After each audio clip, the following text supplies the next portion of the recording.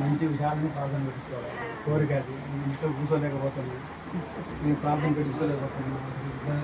Patient చేయగలుగుతాను కానీ చాలా ప్రాబ్లం వాళ్ళకి వచ్చి ఎవరన్నా ఒక సాక్షి ఉండాలి.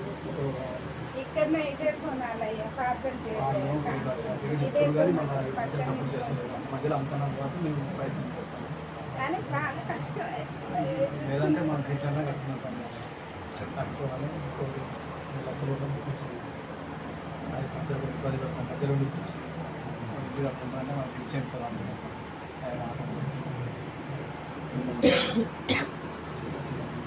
పరిశుద్ధ తండ్రి, సర్వోన్నతమైన దేవ, దగ్గర తండ్రి, తల్లిదండ్రులు మీరు జ్ఞాపకం చేస్తాను, మీరు కటాక్షించడము.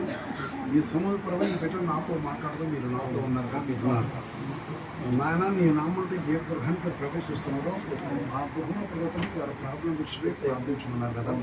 ఇప్పుడు వారి కోరిక మీరు చూస్తున్నారు. ఏదైనా ప్రవర్తన నేను తప్పితములు అడ్డుంట తొలగించి గృహం విషయంలో అడుగుతున్నారు కదా. ఇంటి విషయంలో మీరు మార్గం తెచ్చి కరుణించండి. ఏ విధంగా తండ్రి వారికి అనుకూలంగా ఉంటుందో అది మీరు సహాయం తెచ్చండి.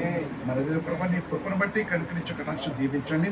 ప్రత్యేకించి ప్రభావ మరి నేనాటి ప్రభావ తండ్రి వారికి ఎవరైతే ధనం ఇప్పించారో వారికి కూడా గురించి కూడా సహాయం చేసి అన్ని విధులు మీరు తీర్చి కనుకరించే కటాక్షం ఆశ్రయించమని యేసుక్రీస్తు నామమున ప్రార్థించి వస్తున్నాం తండ్రి.